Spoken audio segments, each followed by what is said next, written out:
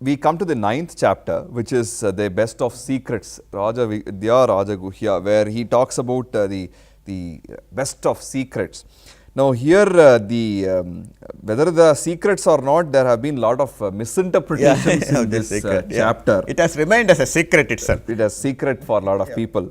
In the initial part, of course, there is a lot of vibhuti aspects also in this verse. We see a little bit in 7th chapter and then here, and then the 10th chapter is full of it. And he talks about the different manifestations of the Brahman, that is his own nature. But really the problem begins when he talks about those who worship the Devas go to the Devas, those who worship the Pitras, they go to the Pitra. Whatever you worship, you go there. Yanti deva vrata devan, pitru nyanti pitru vrata, bhutani yanti bhutejya, yanti madhyajino pimam. And here he comes up with a very brilliant verse, that is yo yo yam yam tanum bhaktaha. Shraddhayarti tu bicchati, tasya tasya achalam shraddham, tameva vidadamyaham. So it's a beautiful verse. Whatever you focus on, he will strengthen your faith in that itself. That very. So in some sense, this one verse is enough to swallow all the religions of the world. Any religion you follow, you will be strengthened in that. Ekam sat vipraha bahuda vadanti devanobba nama halavu is very clearly. So and here this could have been used as a single point of reference for all the people who came and tried to preach other religions, that it matters little for people who follow Sanatana Dharma, because we hold all religions to be true, and we can you can very well attain your highest with the larger framework of Vedanta.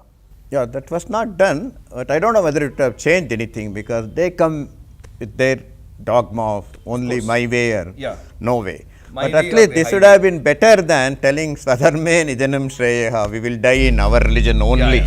This would have been a better response than.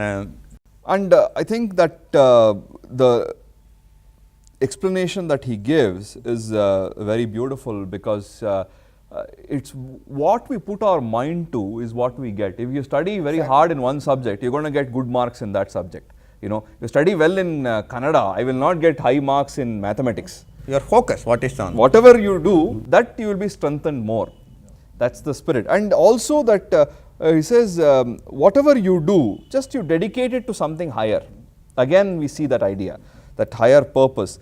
And he says, I am equally present in all beings, none is hateful to me, none is dear to me. He gives a very great assurance to people. The Life Insurance Corporation of India takes its motto from Vahamyaham.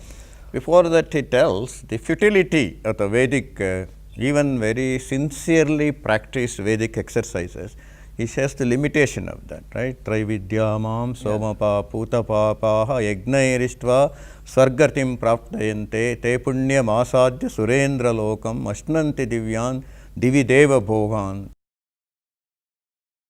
tetam bhuktva swargalokam vishalam kshine punye martya lokam vishanti evam trayi dharma manu prapannaha gata gatam kama kama labhante. He says, even after all that tremendous exercise, you go through, you enjoy all the benefits in the Indraloka or in the Swarga, and once your nest egg is complete, you come back to earn more. So this kind of cycle keeps on happening, and they are worshipping me only in that, but the goal is to go to Swarga and that kind. So it's a whatever your goal was, even the same effort, the goal was that. Exactly. So then he says, one who turns to me, yoga kshemam vahamyam ananyas chintayanto mam ejana paryupasate teshan nityabhayuktanam yoga kshemam vahamyam. Yoga is, I will get you what you don't have, unite you with what you don't have. Kshema is protect your what you have. Yeah, not destroying one, only getting new one. Yeah, exactly. Yeah, like so it's a very, very powerful. Then he continues here to say that he's equal to all, and then he says, even if somebody is steeped in evil, if they turn their focus to a higher purpose, then that person should be considered noble. Redeemed, considered because noble. They have taken the right decision. And then comes, of course, the 32nd verse, which is a much maligned one. He says, whoever take refuge in me, even men of sinful birth, women, traders, laborers will attain the supreme goal. Now, this is a much maligned verse because of using the adjective papa yonaha for all these people. For women, instead of treating Papa Yone as a separate category. And also what he says very clearly in the verse, he uses syat. Although society may perceive them to be Papa Yonaha or to be lowly or discriminated against, even so, the society has always categorizes people. Society has pampered certain people and has put down certain people across space and time. I mean, wherever we go, certain people are elite and they are given a lot of support, and some of the people are always put down. So it doesn't matter where they are in the social standing, they will get liberation. I mean, if they take refuge in the highest, they will reach that. Irrespective of gender or your status. Your status or background, educational background, class, caste, none of these things matter. Anybody who takes refuge in the highest truth attains the highest. But a lot of people have ended up saying Papa Yoneha is all these three are Papa Yoneha. Which is because three Vaishya, Shudra, all these three are Papa Yoneha. But in the 16th chapter, when he talks about Daiva and Asura, he doesn't list any of these people. He says what is bad and what is good. There is no gender or your status described. Exactly. It's only traits. Anybody can be bad, anybody can be good, kind of.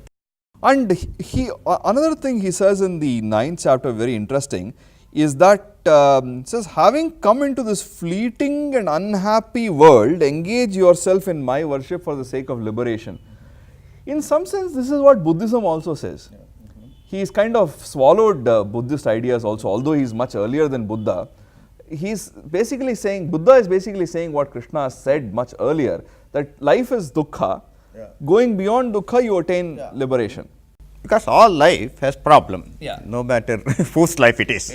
And sometimes what is problematic for one person, in the life of another person may seem as normal or beneficial even, So we see that contrast. And then again, in the end of the 9th chapter, he says, you fix your mind on me, be devoted to me, and worship the Supreme, you will attain, definitely you will attain. With that, we end the 9th chapter.